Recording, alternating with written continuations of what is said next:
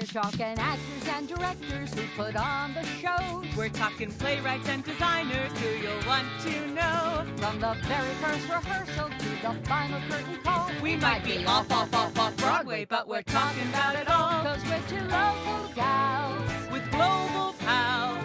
It's everything, everything, everything theater. with Benita And Ellen.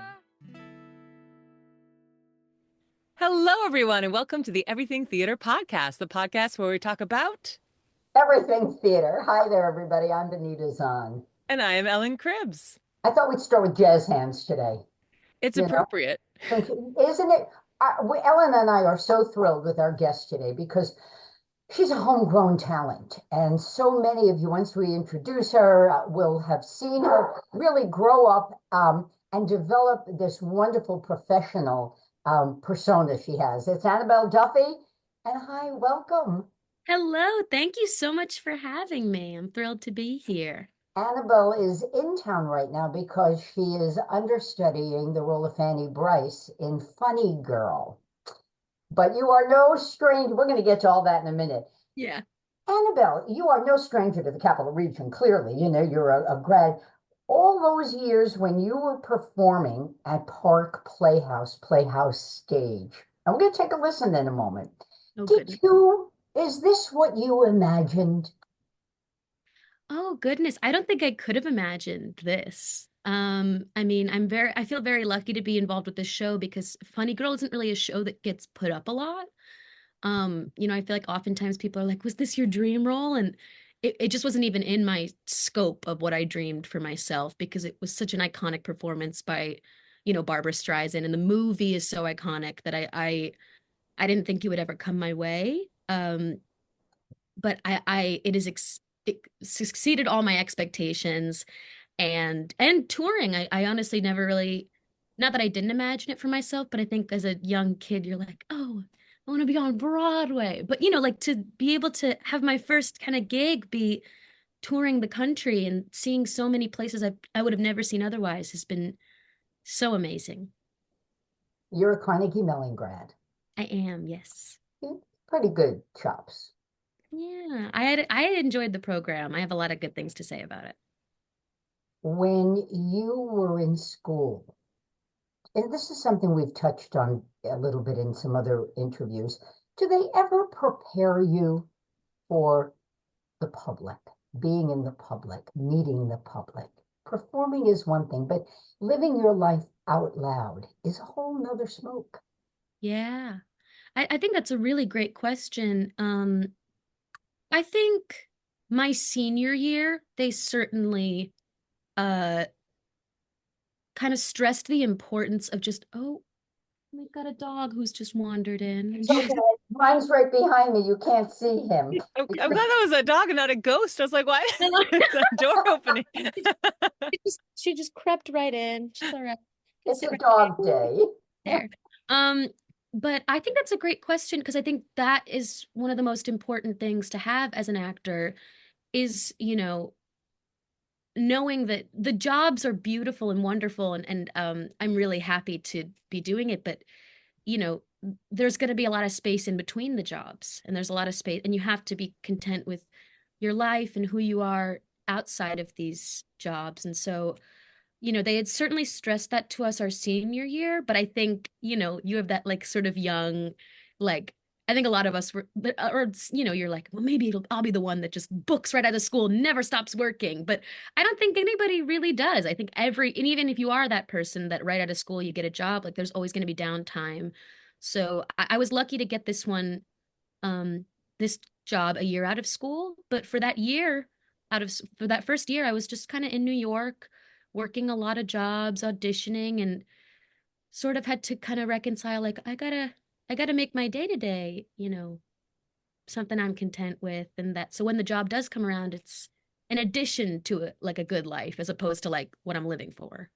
Now, I remember when you auditioned because I know your mom. I should point out that she was a board member at Park Playhouse at one time. She was, yes. But I knew her, professionally as well. And she let me know that you had auditioned. And there was a callback. But don't be saying anything to anybody yet, but Yeah. send the energy. Oh, Share that waiting time with us because patience in theater, you have to have it. And I'm not so sure any of us are really geared. I see Ellen nodding. Any of us are really geared that way. yeah. It's such a right place, right time sort of um career to take on, especially as an actor, you're not the one in the driver's seat. I actually, so the tour of Funny Girl started in 2023. I had done my college showcase in New York in 2023, and the casting director saw me, and they were already in final callbacks for the initial production. And so they had me, because was not going to be in town, so they had me film this big self-tape of a lot of, like, I think 3 songs and 2 scenes, and I never heard back. And so I was just like, okay, I guess that ship has sailed. The tour went on. Wonderful people were cast and I did the first year. And then about a year later, same month actually, yes, a year later, I got an email to audition for the cover. And I was very excited. And I felt like I had learned a lot on my year of just being a person and not being in school or performing. And that I was really excited. I was just really excited to be in front of casting, doing something that I really loved. Like I just really loved the material of this show and the music and the score. Um, and so I sent in my tape, had callbacks. Those were all, I would say the tape and the call, I got the tape, I want to say like the second week of May. And then I had been finished with all my callbacks by June 1st. And then I heard nothing for like 2.5 weeks. And that waiting game was something I learned a lot from, where I think I waited a week and I was very, very hopeful, putting all my, and I felt good about it, but you just never know. Um, and so I totally like wrote it off. I was like, oh, well, that passed me by. I remember I was with my family and I said, oh, I had auditioned for this show and I really liked it, but it didn't work out, blah, blah, blah, blah, blah, blah, blah. Kind of totally moved on. So that when I got the call, it felt like this, like, oh, like it was, which honestly, I mean, uh, I wouldn't recommend totally writing anything off, but I think it's also just like you're doing the waiting game, but also like we had this great saying they taught me in school called "hold on tightly, let go lightly," where it's like when I have the audition, when I have the callbacks, like I want to hold on to that, and I'm going to really, prioritize that and put all my energy into that. But once it's done, it's done. And worrying about it or, talking about it with other people, uh, doesn't really, do anything. It can try to soothe myself, but so I found I just had to kind of let it go, and whatever, if it was meant to be, it would work out, and it just so happened to. So that was very cool. Now, how do you navigate what I think a lot of actors get put in? Speaking of that waiting game, of I've auditioned for this big thing, but this other audition is around the corner, and I'm not as excited about this other thing, but I don't know if I've got the big thing. How do you navigate that? Yeah, I mean, I think because I'm so early on in my career that like any time I have an opportunity, well, and also I'm early on in my career and also just how things have gone post-pandemic, a lot of a lot of it is taping now. So a lot of what I do is just kind of self-taping, putting a camera up, singing or acting to the camera. So anytime I get to go in person, really regardless if it's something I'm thrilled about or not, I'm like, so I can get in front of people. I can meet a new person. I'm not just, sending a video of me singing into this void. So I think, again, just kind of being open and, not being too precious with it all because you just never know. Or you So never how know. did you pack for the tour? Sorry. So how do you pack for the tour? Oh my God. That's the big question. Like just logistically. Yeah, Um, it's one thing to go to school or maybe get cast for, a show that's out of town a week, a month, 2 months. But girl, you're hitting the road. yeah, it's living my life out of 2 suitcases at the moment, which is and have been for the past 9 months. It's good. You know, uh, it's hard to anticipate with weather. We were like in Florida and then went to Boston in mid-January, so we went from like high 70s, 80s to like cold, freezing wind. So just kind of, I guess, a lot of just I overpack. I don't have a good system, to be honest. A lot of people are a lot better at that than I am. So it must be good being back in town. Yes, yes, to have, everything kind of in its rightful place. Mom can reorganize with Yeah, you. right. Little home cooking. Talk a little bit about joining a cast. Well, they've already been out on the road, which is what you did. Yeah, I mean, it was certainly a very interesting time to join because they were doing a lot of turnover, which meant they were having a few new cast members come in, but for the most part, it was just like a lot of the original cast leaving after the first year of the tour. So it was almost like the week I came in, everybody was like doing their like crying goodbyes, like I can't believe that what we had is over. And I was just kind of, I didn't really know anybody, and I just wanted to be supportive. And they were doing all these farewells, and everyone in the theater is so, everyone was crying and doing their like, you all have changed my life speeches. And I was like, I know it's my first day, um, which is honestly why I've become so close. We were talking about my castmate Cheryl Stern. She and I came in the same week, and really just since day one have been on this kind of road together. She's also an understudy for one of the prince. She plays a principal role, but she understudies another principal role, and so we would spend a lot of time together in understudy rehearsal. And um, it was really nice for me to have somebody with me on that new kind of journey. To point out that local audiences may have seen Cheryl as well. She was in The Mothers. I think it's The Mothers, Three Mothers, Three Mothers, mothers. Three Mothers at Capitol Rep Yes. last season. Did a, outstanding job. Yeah. And so you've got that kind of connection as well. Yeah, no, she's truly such a talent, and I mean, she has been working consistently in very different mediums her whole career in terms of whether that's writing, performing, um, whether that's TV or musicals or straight plays. She's kind of done it all regionally, on Broadway, off Broadway, and um, really has just made a life for herself. And I've learned a lot from her. She's been our friendship has truly been one of the highlights of my time on tour. So speaking of understudy rehearsals, I mean, Fanny Brice is one of the hardest roles in Broadway history. I mean, let alone just the costume changes. It's enough of a workout, That right? was that was the most nerve-wracking part for me, honestly. So what's the process like understudying that role? How much time do you get to work on it and work with fellow cast members to be prepared in case you're called in on a night?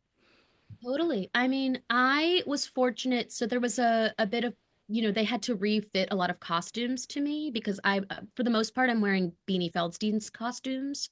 But they didn't totally fit, so we had to do like a little bit of resizing, and for a bit, and that took them a bit. So I joined the company in August, but I didn't start performing until November. So I had a really good stretch of time where I was just watching the show backstage every night or from the audience or really rehearsing every day. Um, which I think at the time I felt a little, impatient and wanted to get up there, but I think ultimately was really good for me because I got to kind of be an outside spectator on how it sort of runs. And it's a cast that's already been going for a year, so they were all so settled into the groove of everything, and I was so like everything is brand new. I felt like a newborn baby. But yeah, so I would do a lot of one-on-one rehearsals with our associate director, Joanna McKeon, who is totally brilliant, and got to work one-on-one with her a lot. And then primarily was just working with like stage management, and as an understudy, they're busy, and it's a big show, and we're constantly traveling, so they don't always have time. I'd get blocking for a lot of the scenes, but um sometimes the most important part of the job was just watching and kind of remembering what this person's doing so that when they say, okay, now we're getting to act two, we have to teach you the blocking, I can kind of be like, oh no, I know it, because I've watched it, like I'd watched it for months, and I learned so much from these performers that have been doing this so much longer than I in such an amazing way. And so, yeah, and we do have understudy rehearsals where we run through the show with the other understudies. So I've been in the trenches with those folks since I joined. They're all really wonderful people who have taught me a lot. I Yeah. want to move ahead a little. First time they say, Annabelle, it's your night, you're up. Talk a little bit, first of all, where were you? What city? And talk a little bit about that. Yeah. So I had found out I was going on, I went on in Denver, Colorado for the first time. Um, it was, Sally, stop that. Sally is biting at something she's not supposed to. I apologize. Um, I first found out I was going to be going on in Denver, Colorado. I was really fortunate that I had had a lot of notice prior because they knew that there was going to be a conflict where Hannah, who I understudied, uh, was not going to be able to do the show. So they had kind of let me know, I want to say about like 2.5 weeks in advance, which is super rare and very lucky. So well, yes. So I had known I was going on, and then additionally another conflict came up. So I actually had two performances in Denver, which I was very excited about. And lucky to have, advanced notice so I could have, my parents were able to fly out for my second show, and my best friend was able to fly out for my first show. And um, yeah, I was honestly at that point, um, I really wasn't even all that nervous. I think just because I had watched and been watching so much that I really felt like, and I feel this way now, where I feel like I could give a one woman performance of Funny Girl from the amount of times I've watched and know everybody, the way everybody says their lines. And um, yeah, so by the time it came, I was just so excited. And the Buell Theater in Denver is huge. I think it seats, I want to say around 3,000, a little over 3,000 people. And I um I just had never experienced anything like that in my life, to lead a show to that many people, and for the audience to not be anybody I particularly knew. I mean, the first show, my best friend and my other friend were there, but other than those two, I didn't know anybody in the audience. And uh I felt good about it. It just felt very natural. It was thrilling. It was something I'll never forget, truly. We always pause because we're not in the same room, Ellen and I. Yeah, I'm like, do you have a question, Benita? Right. When we started doing this, it was before the pandemic. So it was easy, and then the pandemic came. So sometimes we text each other and sometimes we just kind of read each other's minds, Yeah, right. you know. Talk to us a little bit. What's your favorite number in the show to do? My favorite number in the show to do, I mean, I think my favorite song to sing is People. I think People is just one of the best songs I've ever heard uh, in the musical theater canon. It's a song that's really special to me because, the gift of Funny Girl is that you're really following this one woman for her entire life. The show starts when Fanny's 14 and it ends when she's in her early 40s. So you're really following this one person on their journey. And it was interesting for me as, a young person tackling this role to be, the things that I haven't really experienced yet versus the things I know versus the things I've seen from the adults in my life. And People was a song when I first started the show that I was like, I don't really know what this means, but it's a pretty song. I was like, I didn't really get it. And I think, through like my personal life and, just growing up and things that had happened, I'd kind of like through this process, like learned what that song means to me.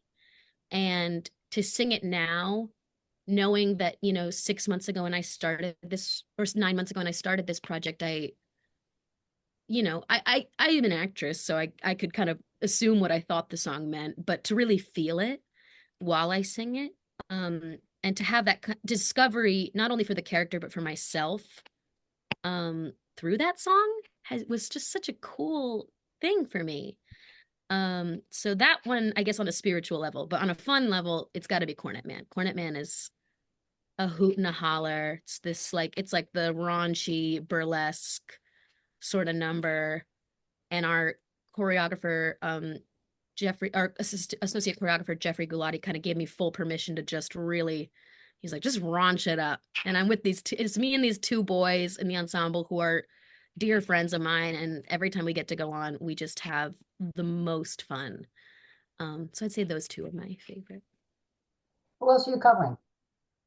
I cover Fanny as well as Fanny's assistant, Emma, and Mrs. Meeker, who is one of the poker ladies.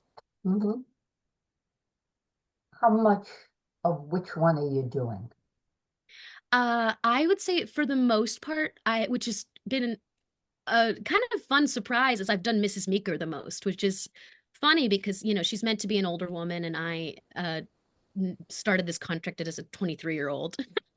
And so, but the woman I'm covering is touring with her family. And so, they kind of knew that they were going to need some extra coverage there so that she could have the space to, do her job, but also be there for her family. And so yeah, I think the majority of I've gone on, by the end of our run, I'll have gone on about 25 times, which is, a fair handful, but I think about like 15 of those have been Mrs. Meeker. When do you wrap? We are in Rochester next week, and that's our closing week. Wow. Yeah. So these folks have been going for 2 years, and they're done next week, which is good. I mean, if I joined halfway through and those were the heartfelt goodbyes, I can only imagine what next week has in store. I think we're all going to be very emotional. What's on top for you? After this, back to the grind, I suppose. Back to auditioning. Just got a sublet in Brooklyn, so I'm going to be going back to Brooklyn. Yeah, with a heck of a good credit on your resume. Yeah, with a really and also just, a good credit on my resume, and honestly an experience that has just given me so much perspective and confidence and um appreciation for it all in a way that I think it can be hard when you're a young actor and you're just so eager to please. Whereas now, I kind of I know where I fit and I know what I bring to the party. And I know that, I would love to audition for a lot of certain shows. I don't know if they're totally right for me, but I'm happy to meet anybody I can. And that, when it is right, it'll be a good fit. Yeah, there are two Capital Region kids, if you will, hardly kids who just are opening in Floyd Collins. Yes, I saw this. Charlie Franklin and Yes. Happy McPartland. Amazing. I know. I want to see that one. I don't know it well, that show. Oh, Same. it's So, hey, beautiful. I'm do you seeing it know? on the 12th. I'm very excited. Oh, that's amazing. No, I was curious because there's some actors that are just, they love the tour life. They just jump from tour to tour to tour to tour. And then others that are like, whoa, that was an experience. I need to ground myself for a little bit. So where do you think you fall on that spectrum? It's interesting you ask. I was just talking about this with somebody. I personally, well, it's so interesting. It is such a case by case scenario. I personally would love to be in one place for just a month. I think it's hard to like. I mean, truly applaud the people that do this consecutively. Like I have a lot of friends from this tour that are just hopping into another tour immediately after, or other contracts, and I'm very content to sort of find my feet again and take a breath and be home. I've missed my family. I've missed my friends in New York, and so I'm excited to reacquaint there and have a little bit of breathing space. And I would love to go back out and tour, though. I think I certainly just, a quick little break wouldn't hurt me. What do you do to keep yourself well, your voice well? We've talked with a lot of performers who come through from Proctor's. They've booked so many great shows in. Yeah. And vocally, for those who are on every night, that's a challenge to keep their instrument healthy. Yeah, and especially, which I didn't even really think of before I started this contract, but things like humidity and the air pressure in different states make a very big difference. Denver notoriously is, I can't remember, it's high or low air pressure.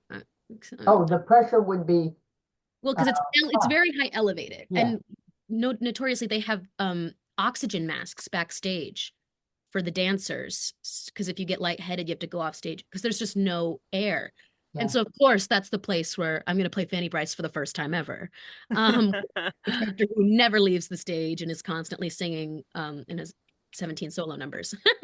But yeah, I think things like hydration, really, I think like I was truly overhydrating at the beginning of this contract, which I don't not recommend. I think it helped with my stamina. It helped me.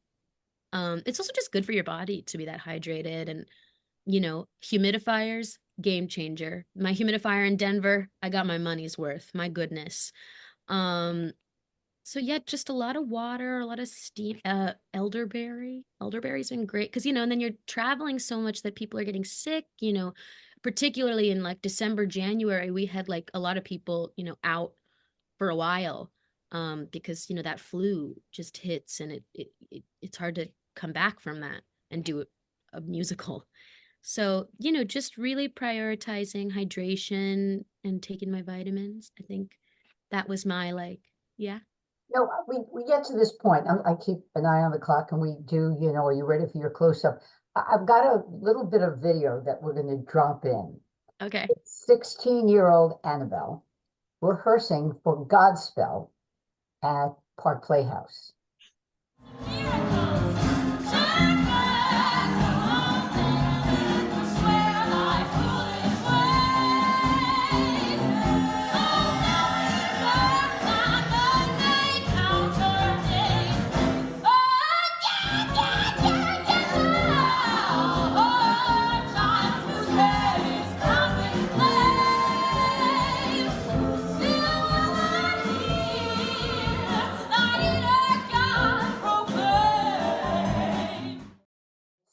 And now Ellen's got 3.5 minutes to hit you with the close-up. Exactly. This is our ending segment called The Close Up, where we just ask some rapid fire questions about you personally. So, Annabelle, are you ready for your close up? Oh my goodness, as ready as I'll ever be. Before, how did you feel about seeing yourself? Yeah. About my 16-year-old self? Yeah. When you look at 16-year-old Annabelle. Aw, I think she had a lot of gusto and a lot of chutzpah that I think she got to hold on to. Keep it going. But yeah. Love it. Well, what was the moment in your life when you just knew I have to do theater? Honestly, I always credit watching the movie Cabaret for the first time and seeing Liza Minnelli in that blue eyeshadow on that chair. Or I think there was a scene where she was crying and she had this gorgeous blue eyeshadow on, and I just remember being like, "Oh, if that's a possibility to exist that way, I must be that woman." Um, so yeah. What did your family think when you said, I'm going to go pursue being an actor? I think they always knew that there was not really another option. So I'm incredibly fortunate in that they were very, very supportive. What's the show that impacted your life the most, whether it's a show you worked on or just one that you saw? I would have to say, oh, that's such a good question. Um, I've been pretty redundant about this, but my high school did a production of Hairspray, and it was incredibly formative for me as a young person. Especially just having the confidence to realize I could lead a show. Um, and that authenticity is is a beautiful thing that should be celebrated, and that show was just such a beautiful celebration of every person's authenticity. What are some bucket list shows for you? Oh my goodness. So many things. I've already said Cabaret, so I'd love to do Sally Bowles one day. I think that would be a lot of fun.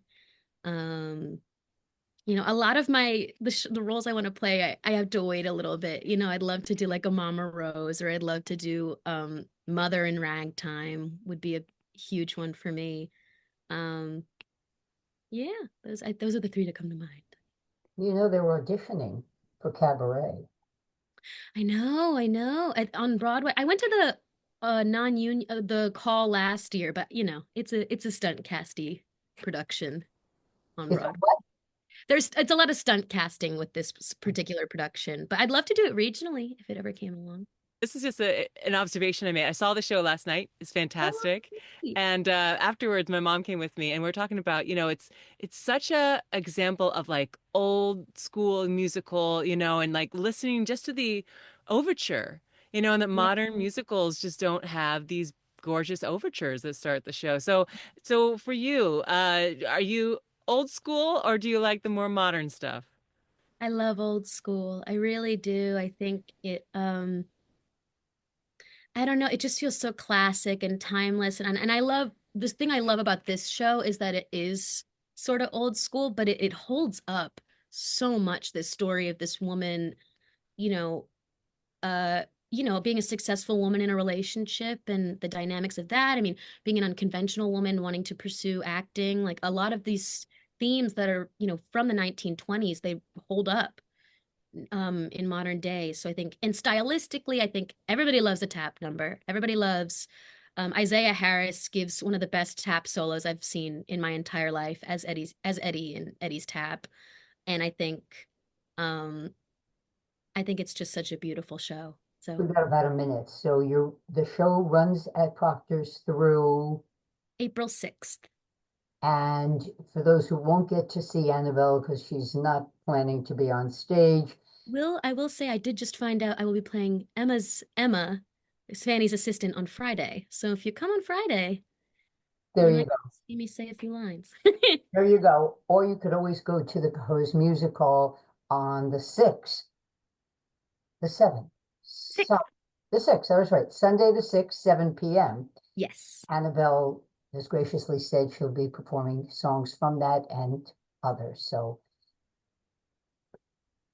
Thank you so much. Yeah, this has been fantastic. And for our listeners, check out Funny Girl, and we'll catch you next time. I'm Ellen Cribbs. and I've been Nita Zahn. Be safe out on the road. Take care, Annabelle. Thank you so much for having me.